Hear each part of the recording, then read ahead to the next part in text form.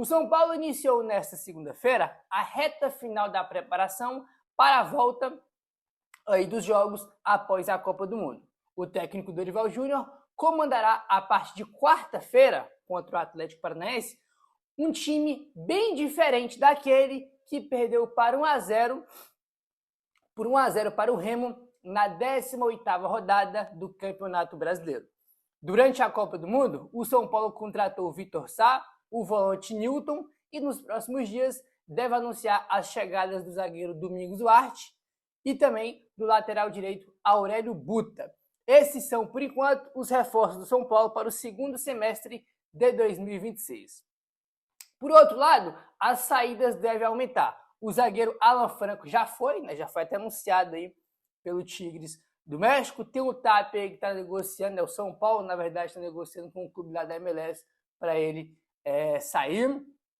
A gente teve o Yang indo para Portugal e outros jogadores também não devem permanecer. Deve ter mais saídas de jogadores ainda aí no São Paulo. Aí tem aquelas vendas que o São Paulo tem que fazer para atingir 180 milhões de reais, que está no orçamento. Então, mais gente vai sair, que vai ter que vender, como Bobadilha pode sair. O Luca tem mercado, já está sem informação aí que tem o Porto de olho nele, o Porto e outros times também da Europa estão de olho nele. Então, tem esse que saiu, alguns devem sair, Tem o Luan que está negociando a sua rescisão com o São Paulo. Então, cara, vai mais gente sair, Então, a gente vai ver um São Paulo bem diferente do que a gente viu naquele jogo contra o Remo, Já falei do Luan, o Negruti foi para o Atlético, de Minas Gerais por empréstimo. O Cédric Soares, tá fora dos planos, treinando separado, também não deve mais jogar aí pelo São Paulo, Então a gente vai ver um São Paulo aí com mudança, um São Paulo diferente na quarta-feira contra o Atlético Paranaense em relação ao último São Paulo que a gente viu, que foi contra o Remo, que foi o último jogo aí antes da parada para a Copa do Mundo. A gente vai ter o Arboleda de volta, Porque o Arboleda foi reintegrado e vai jogar. Então, rapaziada, vamos ver um São Paulo diferente. Esperamos que seja um São Paulo melhor. Melhor, acho que não tem como não ser, tá? Porque aquele São Paulo ali da reta final da parada para a Copa era um negócio terrível, irmão. Entendeu? O time jogando mal, Estava vindo ali do trabalho do Roger Machado, o Dorival não teve tempo para treinar, tinha muito jogador machucado, cara? Então, tipo assim, o Dorival teve que botar o Osório para jogar improvisado, o Igor Felisberto também jogou alguns jogos por conta dos desfalques que teve. Então, cara, eu acho que para mim vai ser muito claro, aí vai ser um fato que a gente vai estar mais forte agora, a partir de quarta-feira, do que a gente estava nesses jogos para a parada para a Copa.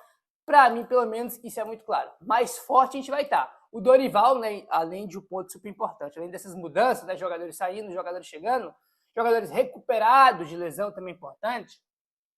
Além disso, o Dorival teve tempo para trabalhar. Teve uma intertemporada de preparação, de treino. Então, isso também é um ponto importante que tem que ser levado em consideração, Também tem que ser levado em consideração isso aí. Então, o São Paulo mais forte vai ser, Esperamos que o Dorival consiga aí fazer um bom trabalho. Agora, com o tempo para treinar, que ele tenha conseguido colocar suas ideias em prática. Claro que uma coisa é treino, claro que uma coisa é jogo-treino, outra coisa é jogo, valendo, Então, a gente espera ver um São Paulo melhor aí nesse segundo semestre. Beleza, rapaziada? Aí a gente falou sobre reforços, Sobre alguns aí que já foram anunciados, outros vão ser ainda.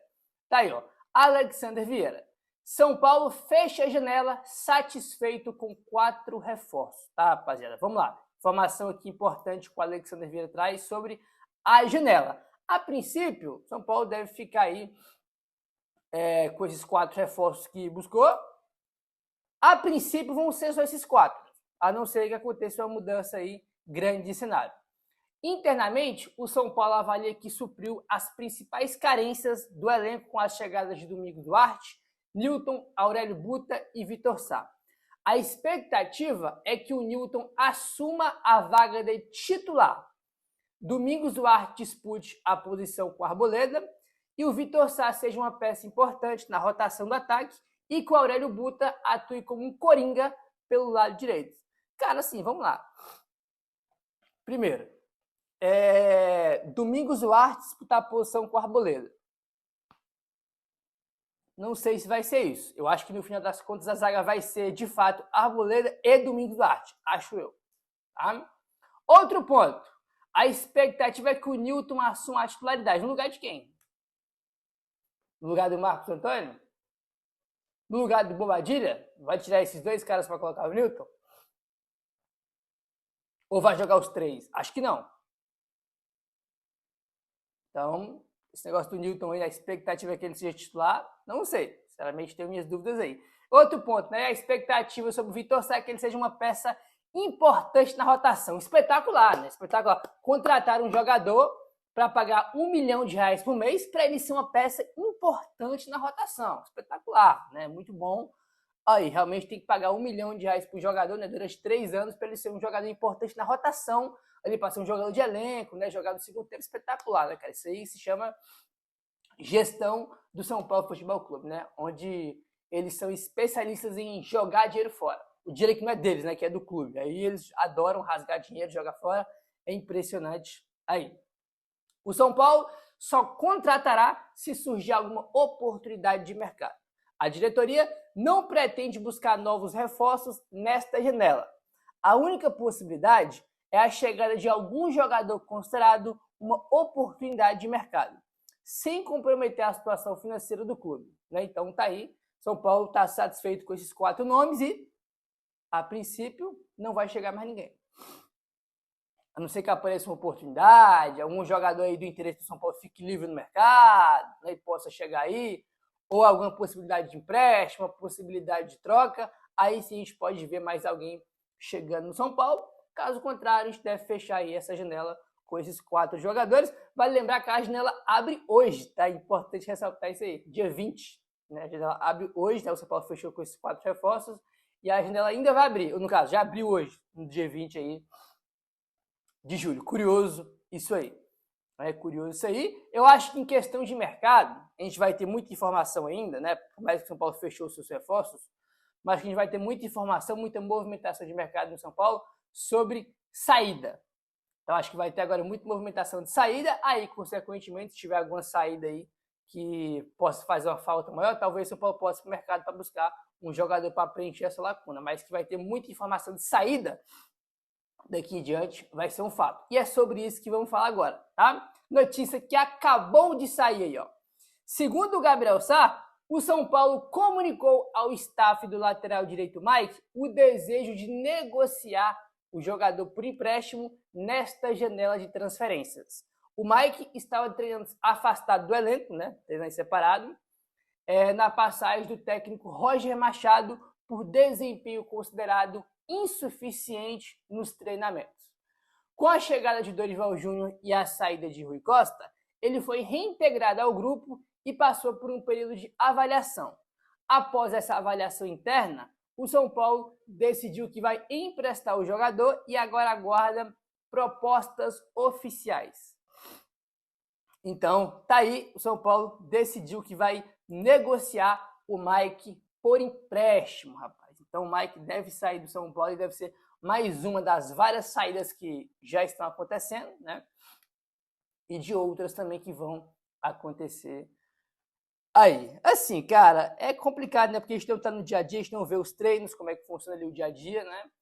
E quando o Roger era técnico, o assunto era esse, sabe? Que o desempenho dele tá baixo, né? Nos treinos. Então, afastaram ele. Aí depois chega o Dorival, Rui Costa sai, os caras vão lá e reintegram o Mike. E a informação que tinha aqui, ele foi reintegrado, em primeiro momento não de forma definitiva, e sim para ter uma avaliação sobre o que ele apresentava. E após a avaliação interna, o São Paulo decidiu que vai negociar. Então, dá para imaginar aí que o São Paulo não teve uma avaliação positiva sobre o Mike, porque se fosse positiva, ia permanecer com o jogador, né? E um dos 4 reforços que está chegando, que a gente comentou, é o Aurélio Buta, que é lateral direito, a gente até comentou. Precisa de um lateral? Tem o Lucas Ramon, que é o titular. O Moreira, que desde que voltou não jogou, é verdade, mas é uma opção. O Igor Felisberto, que chegou já a jogar com o Dorival, né? Jogou aquele jogo contra o Higgs na Sul-Americana. E o Mike, que tinha sido reintegrado. Então a gente tinha já 4 laterais direitos no elenco. E o São Paulo vai buscar o Buta. Então o Buta vai ser o 5º lateral. né? Quando o São Paulo tem 4 laterais e contrata o Aurélio Buta, já dava para imaginar que alguém, né, que estava lá ia ser negociado. E agora essa informação com o Mike, né? São Paulo tem um desejo aí de emprestar. Lembrando que o São Paulo quer emprestar o jogador, tá? Isso que é importante, tá? Você pode ter um desejo, não é que o São Paulo quer negociar, o São Paulo quer emprestar. Me parece mais um negócio. Pô, vamos emprestar ele, para ele ganhar minutagem no time, rodagem, experiência e voltar um pouco mais pronto aí para o São Paulo. Me parece que é isso que está acontecendo, como, por exemplo, o São Paulo fez com o Negrutti, né? O Negrutti foi emprestado para o Atlético de Minas Gerais e não tem opção de compra no contrato, tá? Ele vai ficar lá 6 meses até o final do ano e volta. Então, ele jogou muito bem, o Atlético quer comprar, não tem opção de compra. Literalmente é só para ele ganhar minutagem em outro time e depois voltar para o São Paulo. Parece que o São Paulo quer fazer a mesma coisa aí com o Mike, né? É o que parece aí, entendeu? E é difícil, rapaziada, dar uma opinião, porque a gente não tá, cara, no dia a dia. A gente não tá no dia a dia, a gente não sabe como é que funciona, a gente não sabe se o Mike corre do jeito que tem que correr, a gente não sabe se ele se dedica do jeito que tem que se dedicar, então é difícil dar uma opinião, né? É bem difícil dar uma opinião aí em relação à situação do Mike. Bem difícil, né? Mas é isso, né, cara? Então vamos ver agora para onde ele vai. O fato é que ele vai sair. A não ser que não apareça nenhum time interessado, coisa que eu acho que não vai acontecer, né? Vai ter time interessado nele aí, com certeza, tá bom? Enfim. Aí, falando em saída de jogadores, tem só 180 milhões de reais que o São Paulo tem que arrecadar aí com vendas que tá no orçamento, né? Tá aí, ó. O São Paulo vive uma janela de transferências marcada por reforços importantes, mas também por uma preocupação crescente com as finanças. A diretoria estabeleceu uma meta de 180 milhões com negociações de atletas em 2026. Porém, até o momento, o clube ainda não concretizou nenhuma venda de grande impacto, tá? A situação foi comentada pelo presidente Massis, que adotou um discurso cauteloso ao abordar o cenário financeiro do São Paulo. Né, cara? A gente teve até aqui o Alan Franco foi emprestado para o Tigre, São Paulo vai ganhar aí um dinheiro aí pelo empréstimo, uma compensação financeira pelo empréstimo. Tem o Tapia, que está negociando aí, né? Tá perto do time da MLS, mas até agora não fechou. Negrutti é empréstimo, Yang saiu de graça, né? E tem alguns jogadores também, né? Luan deve sair aí mais por rescisão, Matheus Belém já voltou e quando ele saiu, né? Ele foi de graça, então o São Paulo não deve ganhar dinheiro com o Belém. E o Cédric Soares está aí que também deve sair, mas de qualquer maneira o São Paulo não vai conseguir uma grana muito alta aí no Cédric Soares, isso aí é muito claro, né? O Massis participou daquele encontro com a mídia segmentada do São Paulo e o Massis reconheceu o momento financeiro do São Paulo, que exige muita atenção. O presidente tem reforçado que o clube trabalha para reorganizar as finanças, equilibrar a folha salarial e ampliar receitas comerciais. Mas admite que o cenário não é simples. A dificuldade para realizar grandes vendas aumenta a pressão sobre a diretoria, principalmente porque a arrecadação com transferências faz parte do planejamento financeiro da temporada. E uma coisa que eu quero ressaltar, né? Eu acompanhei aí nessa live que foi feita aí do Massis com a mídia segmentada do São Paulo, e nesse encontro com a mídia segmentada do São Paulo, né, já que o assunto aqui é venda, o Massis falou que é impossível bater 180 milhões de reais com venda de jogadores. O Massis, presidente do São Paulo, falou que é impossível bater essa meta. Ou seja, os caras colocaram a meta no orçamento que não tem como cumprir. Para você ver o nível da gestão do São Paulo. Tá? Para você ver o nível. Claro que o orçamento passa pelo conselho, isso foi definido no final do ano passado, né? O Massis não é 100% responsável por isso, tudo bem, vale ressaltar isso. Porém, você vê que a gestão do São Paulo é um negócio bizarro, né, mano? É literalmente bizarro aí. Aí, um dos jogadores que o São Paulo tem mais valor de mercado não deve sair, a tendência. Mais um jogo e Marcos Antônio não poderá defender outro clube no Brasil em 2026. O meio-campista Marcos Antônio está muito próximo de atingir um marco importante na temporada. Caso entre em campo na próxima rodada do Brasileirão, quarta-feira, por exemplo, contra o Atlético, o jogador vai completar o limite de partidas permitido pelo regulamento para atuar por outra equipe nacional. Pelas regras do Brasileirão, um atleta não pode definir 2 times diferentes na mesma edição da Série A após atingir o número máximo de jogos previstos no regulamento. Com isso, Marcos Antônio ficará na prática preso ao São Paulo até o fim da competição nacional, né? E ele é um dos jogadores mais valorizados do elenco, um jogador jovem, ele tem 25 anos, eu acho, um dos jogadores que está em alta no São Paulo, um dos principais ativos do São Paulo. E se ele jogar contra o Atlético, por exemplo, ele já não pode ser negociado com outro time brasileiro, como, por exemplo, o Flamengo, né, que já especulou muito ele aí. Então, já é difícil bater as metas de 180 milhões. Se o Marcos Antônio ser negociado, né, fica muito difícil. Claro que ele ainda pode ser negociado para a Europa, isso é claro. Mas ele está mais sendo especulado do Flamengo, que é o time brasileiro, né? Então, se ele jogar o próximo jogo pelo São Paulo, não pode mais jogar pelo Flamengo aí. A ver o que vai acontecer.